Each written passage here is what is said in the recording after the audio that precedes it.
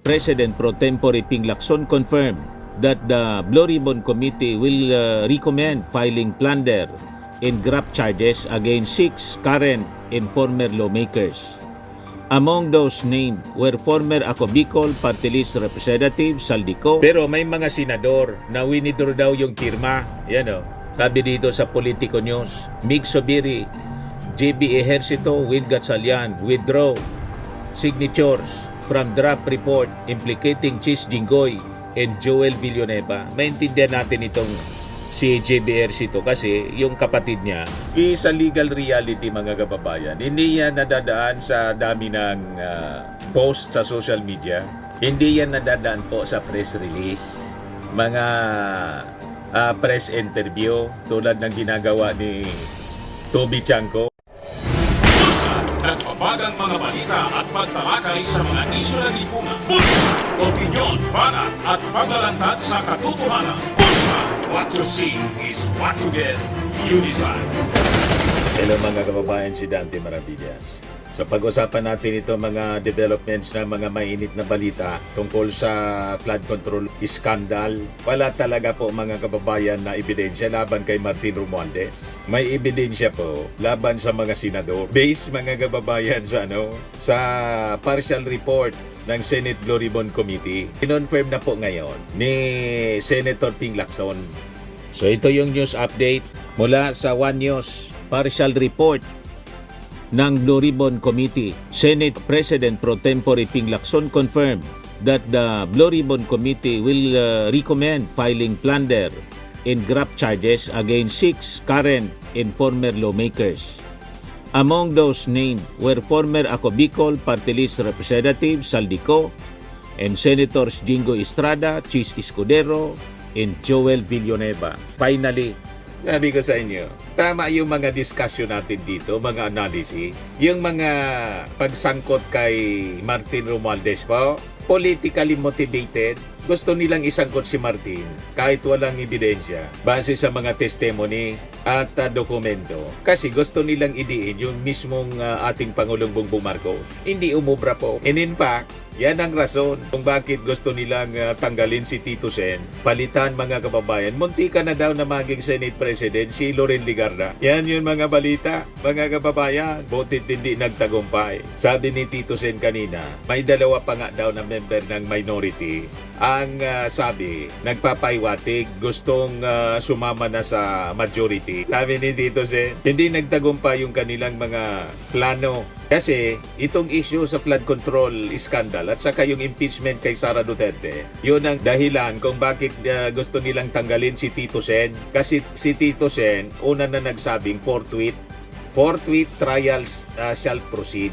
At dito sa investigasyon mga kababayan sa flood control scandal, na bigyan na ng tamang direksyon ang investigasyon ng Senate Blue Ribbon Committee, hindi tulad ng ginawang moro-moro investigation ni Marcolita. So ngayon, ito po yung development. Kinonfirm na po ni Ping Lacson mismo ang tungkol sa partial report. Ayan sabi dito, Blue Ribbon members to discuss draft committee report. Yan po yung mga inirekomenda, nakasuhan na po. Pero may mga senador na winidraw daw yung pirma. Yan sabi dito sa Politico News, Mig Sobiri, JB Ejercito, Win Gatchalian withdraw signatures from draft report implicating Chis Jinggoy and Joel Villanueva. Maintindihan natin itong si JB Ejercito kasi yung kapatid niya kasama sa sangkot. So naglalaro itong mga senador, mga kababayan. In a letter to Senate President Pro Tempore Ping Lacson, who chairs the powerful anti-graft panel, the 3 senators asked for more time to review the final version of the report citing pending revisions. Ito yung sulat ng 3 senador, Mig Sobiri, JB Ejercito, tapos si Win Gatchalian. We understand there are still addition or amendments to the draft committee report of the Committee on Accountability of Public Officers and Investigation on the issue of corruption on the flood control and other infrastructure projects which was earlier presented to us. In this regard, the undersigned would like to withdraw our signatures to the earlier draft presented to us until a final committee report has been prepared and to give more time to study the final committee report. Thank you very much. Sincerely, Mig Subiri, JB Ercito, tapos si Win Gatchalian. So ito man talaga po na mga nabanggit sa Blue Ribbon Committee, sila yung itinuturo ni Yosek Bernardo. Pilit nilang sinasabit po si Martin Romualdez, hindi sila nagtagumpay. So malinaw po, Lacson draws the line. Wala talaga kasing ebidensya laban kay Martin Romualdez. Sa usapan kasi mga kababayan ng ebidensya, pamantayan ng batas at pananagutan, hindi po sapat yung mga ingay, noise, mga haka-haka at paulit-ulit na akusasyon. Hindi po yan obra. Wala yan po. Pag walang dokumento, walang saksi. At matibay pong ugnayan. So ito po yung malinaw na pamantayan na itinakda ni Senator Ting Lacson, Chairman Committee ng Blue Ribbon. So kaakibat din dito yung findings ng ICI na nagsasabing wala silang nakitang ebidensya laban po kay Martin Romualdez. So sa pamantayan nga ito, mga kababayan, malinaw yung pagkakaiba. Walang ebidensya laban kay Martin, habang mabigat ang ebidensya, mga dokumento and links laban dito sa mga nabanggit na mga senador at congressmen, lalo na po kay Chis Escudero. Di ba? Lumabas din mga kababayan yung katotohanan. Lahat man lang po ingay, wala man pong patunay laban kay Martin Romualdez. Yung witness ni Marcoleta di na nagpakita until today. Si Gutesa, may dalawa pang witness sila. Si Ana Maria yun. Hearsay lahat. Yung pag-aari daw doon sa Forbes, dininay mismo. Pati ni Diskaya. Hindi man niya ako nakapasok niya. Mangiyak-ngiyak ngayon yung mga DDS na kating-kati silang ipin down si Martin Romualdez. Huwag kami mga DDS. Lahat chismis, pati yung mali-malitang basura sa gitnang ulo ngayon ni Marcoleta, mga kababayan. Kaya yung mga DDS black sa Senado, gustong ikudita si Tito Sen, wala Nag-fail sila mga kababayan sa lahat nilang attempts. Hindi magtatagumpay ang masama ninyong mga ngarin. Lalabas at lalabas ang totoo. Ang taktika ng mga loko, pag walang nakitang ebidensya, mag-iingay sa social media, palalakasin yung mga propaganda. Kung ano-anong kwento, kung ano-anong parata, sa legal reality mga kababayan. Hindi yan nadadaan sa dami ng post sa social media. Hindi yan nadadaan po sa press release. Mga press interview tulad ng ginagawa ni Toby Chanco. Nag-ikot po. Interview sa Bilyonaryo News, sa DCMM, sa ANC. Inikot niya. Turo ng turo, mga kababayan kay Martin Romualdez. Paano kayo ngayon? O di ba? Yung mga kaalyado ninyo na mga DDS senators. Ito na ngayon, namumuro na. So it is recommended ng Senate Blue Ribbon Committee ang pag-file ng kaso. Malakas kasi po yung ebidensya. Yung testimony, solid. Bagsak ngayon yung inyong mga gawa-gawang kwento laban kay Martin. Iyakan kayo. Malinaw po kasi sa kaso ni Chis Escudero at mga kasama niyang senador, malinaw po ang ebidensya, yung testimony. Kaya tingnan ninyo, may rekomendasyon na po yung Senate Blue Ribbon Committee, pati yung Ombudsman. Kaya inirekomenda na nila ang Senate Blue Ribbon Committee sa partial report ang pag-file ng kaso.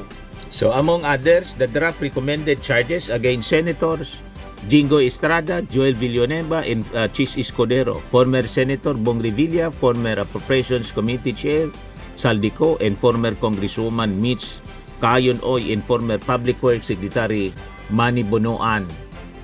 The 500-page draft also recommended further investigation against former incumbent officials, including former Speaker Martin Romualdez, former Senator Grace Poe, former Senator Nancy Binay, former Senator Sani Angara, Senator Villar, and Representatives Rida Robes, Roman Romulo, Marvin Rillo, Marivic Pilar, Jojo Pilar, Iliandro Madrona, Marcelino Teodoro, and Arnan Panaligan.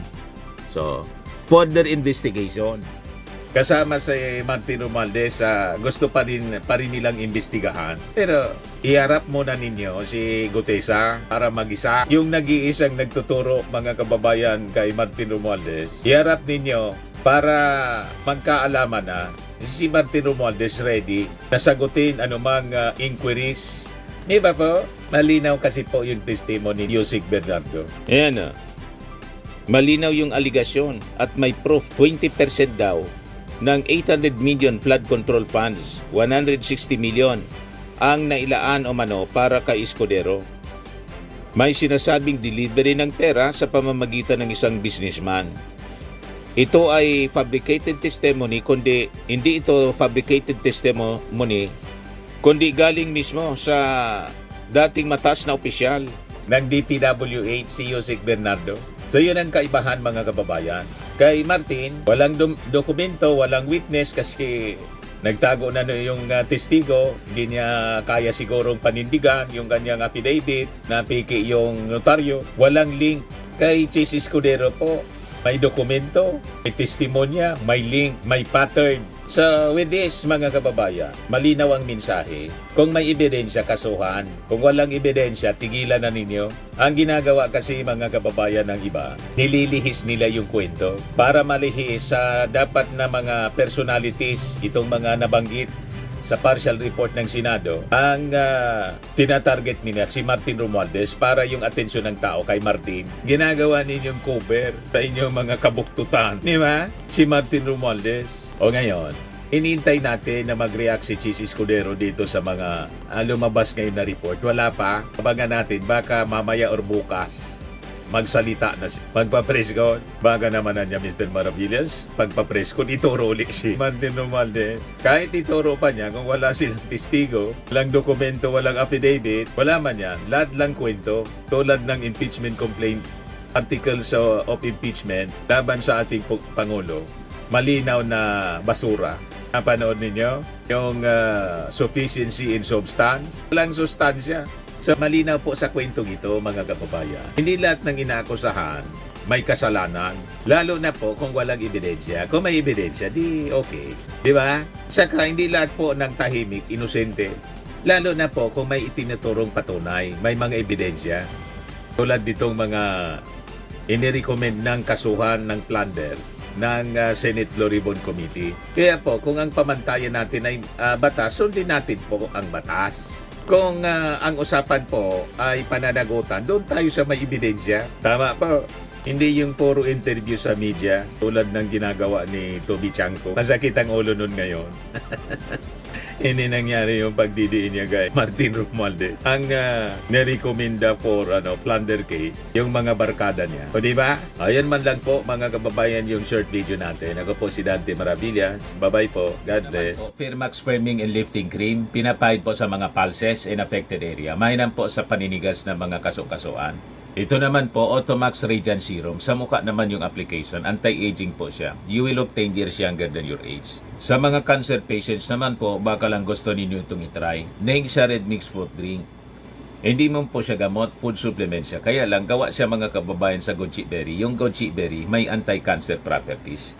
O ngayon, yung mga inquiries ninyo, dumiritso na lang kayo sa aming messenger sa Facebook para masagot namin agad. Ayos pa? Ayos na ayos niya, Mr. Maravilla. Sa mga naghanap po ng malinis and spacious fitness gym, pumunta lang po kayo sa aming Colossal Fitness Gym. May Grab car rental din po kami. But anyway, ito po pala yung aming bagong product na binibenta online. I am worldwide amazing pure organic barley powdered drink mix from Australia.